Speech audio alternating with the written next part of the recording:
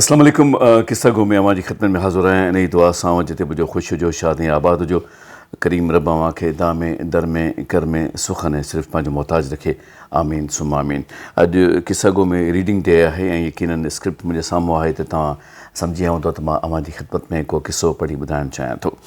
इहो किस्सो इन करे बि पढ़िबो आहे छाकाणि त उन में को जेका ज़ेर ज़बर आहे जो उन में का इज़ाफ़ी न हुजे ऐं जेको उन इम्पैक्ट आहे, जेको उन ॻाल्हि जो असरु आहे, जेको वज़न आहे, उहो असां ऐं अवां ते मुकमिल नमूने सां पहुचे। अलाए केतिरे अरसे खां जैक खेसि ॾिठो कोन हुयो। कॉलेज ज़िंदगी, कैरियर ऐं जाखोड़ खेसि अलाए केतिरो परे खणी विया हुया। ॻाल्हि इहा बि हुई जो पंहिंजे कैरियर ठाहिण लाइ जैक अलाए केतिरा जबल जाॻिया हुया। हाणे हुन मसरूफ़ तरीन वक़्त में बि खेसि पंहिंजे माज़ी यादि करण लाइ वक़्तु ई केतिरो बचियो हुयो। कॾहिं कॾहिं त वटिसि पंहिंजी ज़ाल ऐं पुट लाइ बि वक़्तु न हूंदो हुयो। फ़ोन ते खेसि माउ ॿुधायो कल्ह राति मिस्टर बैसलर गुज़ारे वियो। अरबा ते संदसि तदफ़ी न थींदी। अलाए केतिरा यादगार लम्हा जैक जी अखियुनि ॾाढो लंघी विया ऐं खेसि पंहिंजो नंढपण ॾाढो यादि आयो। जैक, छा तूं मूंखे ॿुधी पियो? माफ़ी थो घुरां अम्मा, बिल्कुलु बि मां तव्हांखे ॿुधां पियो। अलाए केतिरे अरसे खां पोइ मूं हुनखे यादि कयो आहे। शर्मिसार आहियां, पर मूंखे त लॻंदो हो त हू कॾहिं को गुज़ारे वियो हो। हुन कॾहिं बि तोखे न विसारियो पुटु। जॾहिं बि मां संदसि मिलंदी हुयसि त उहो हिकदमि तो बाबति सुवालु कंदो हुयो त तूं छा पियो करीं। हू माज़ीअ जा ॾींहं यादि पियो कंदो हुयो जॾहिं तूं हुन सां वक़्तु गुज़ारींदो हुएं। मूंखे संदसि पुराणो घरु ॾाढो वणंदो हुयो, जैक चयो।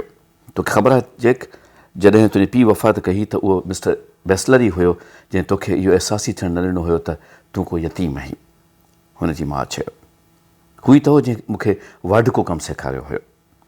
जैक चयो। मां कारोबार में एतिरी तरक़ी करे ई न सघां जो मूंखे इहो सभु कुझु न सेखारियां। हुन लाइ केतिरो अरसो मूंखे अहम सबक़नि जी सिख्या ॾींदे गुज़ारियो। मां हुन जे जनाज़े में शिरकत लाइ ज़रूरु पहुचंदुसि मां। मसरूफ़ियत जे बावजूदि बि हुन वक़्तु कढियो।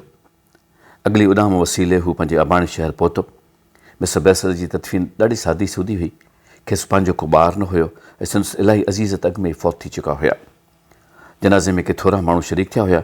जंहिं राति जी सुबुह जो जंहिंखे वापसि वञिणो हो, उन राति जंहिंखे संदसि माउ मिस्टर बैसलर जे पुराणे घर खे हिकु भेरो वरी ॾिसण लाइ उन घिटीअ मां लंघिया। घर जे दरवाज़े वटि बीही जैक कुझु लम्हनि लाइ ॼण उते अटकी पियो। वक़्तु अलाए केतिरो पोइ ते मोटी वियो हुयो। यादि जा दर खुली पिया हुया। सभु कुझु साॻियो हुयो। तस्वीरूं, फर्नीचर, सभु कुझु साॻियो, कुझु बि त न बदिलियो हो। ओचितो जैक परेशान थी वियो। छा थियो? संदसि माउ पुछियो। दॿो कोन्हे को हुते, हुन वराणियो। दॿो? कहिड़ो दॿो? माण्हुसि पुछियो। ओ हुते हिन साम्हूं कमरे जी दरीअ वटि टेबल जे मथां हिकु सोनी संदूक रखियलु हूंदी हुई, सुनहरी दॿो। मूंखांसि को 1000 भेरा पुछियो हूंदो त उन दॿे में छा आहे, त हुन सदाईं इहो वराणियो हो त हिन में इहो कुझु आहे जेको मूं वटि सभ खां अहम आहे। इहो दॿो गुम थी चुको हो। घर जी हर शइ बिल्कुलु उएं जो उएं ई हुई जीअं जैक ॾिसी वियो हुयो। बसि दॿो कोन हो। खेसि लॻो त मिस्टर बैसलर जे घर वारनि मां कंहिं इहो दॿो खंयो हूंदो, पर हिते त घटि माण्हू रहनि था। मूंखे हाणे कॾहिं बि इहा ख़बर पइजी न सघंदी त हिन जी क़ीमती तरीन शइ कहिड़ी हुई। जैक चयो। मां थोरी देरि निंड करे वठां अम्मा, मूंखे सुबुह जो जल्दी जहाज़ पकिड़णो आहे। मिस्टर बैसलर जी वफ़ात खां को 2 हफ़्तनि खां पोइ हिकु ॾींहुं कम तां मोटंदे जैक खे पंहिंजे टपाल जे दॿे ते हिकु चिट लॻल मिली।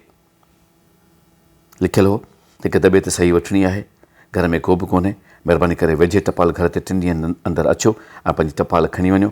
ॿिए ॾींहुं सुबुह साण जैक इहो दॿो वरितो। नंढिड़ो दॿो पुराणो पियो लॻो, ॼण 100 सालनि जो मोकिलियलु हुजे। हथ अखरी ॾाढी ॾुखी हुई, पर मोट जी एड्रेस संदसि ध्यानु छिकाए वरितो। हुन पढ़ियो, हेराल्ड बैसलर।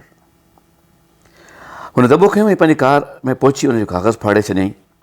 उन दॿे अंदरि सोनेरी संदूकड़ी हुई ऐं हिकु लिफ़ाफ़ो रखियलु हो। लिफ़ाफ़ो खोलींदे शायदि पनो अॻियां अची वियो हुजे। लिफ़ाफ़ो खोलींदे जैक जा हथ ॾकी रहिया हुया।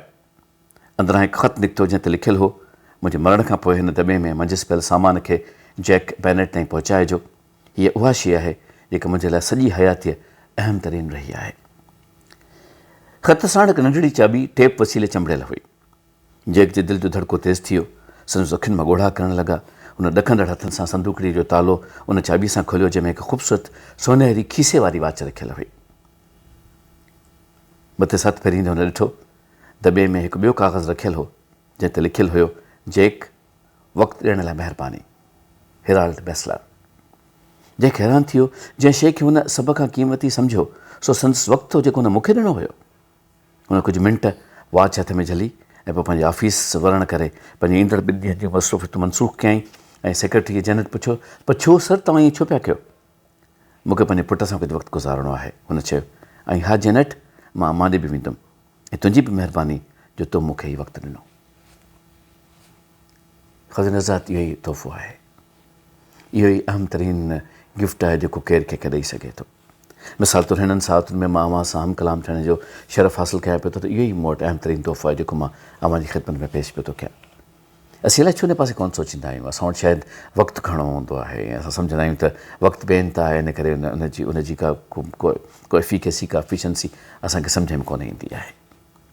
अॼोके ॾींहं जी बसि इहा ई कथा आहे। ज़िंदगी में जेकॾहिं कंहिंखे कुझु ॾिए थो न, ॾिजे थो न, तो सभ खां अहम तरीन पंहिंजो वक़्तु ॾिजे थो, जेको पल मोटणो ई कोन्हे को। उहो पल जेको बसि ईअं ई आहे त हाणे इशारो कयोसीं हिकदमि माज़ीअ में तब्दील थी वियो। सोचिजो, गौर कजो ऐं जेकॾहिं पंहिंजो वक़्तु इनायत करे सघो त उन खां वधीक ॿी का बि महिरबानी थी कोन थी सघे। परवरदिगार करीम अव्हांखे दामे दरमे कर में सुख ऐं पंहिंजे मोहताज रखे। पर ख़्यालु रखिजो, इंशाअल्लाह अज़ीम हयाती रही त ईंदड़ हफ़्ते वरी मिलंदासीं। फ़ी अमान अल्लाह। अल्लाह वाहे।